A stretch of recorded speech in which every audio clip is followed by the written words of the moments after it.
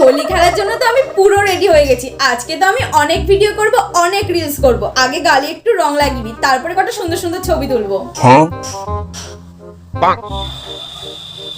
এবার কটা ছবি তুলে নি।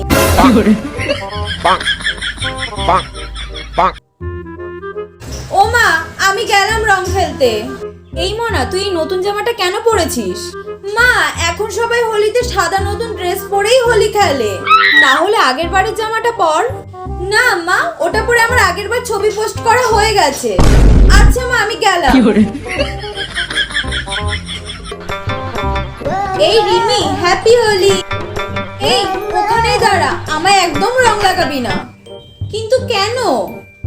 আমি সবার প্রথম ওর হাত থেকেই রং লাগাবো। ও যদি আমার রং না লাগায় আমি আবার হোলিই খেলবো না। ওরে নেকা, তুই থাক, আমি গেলাম।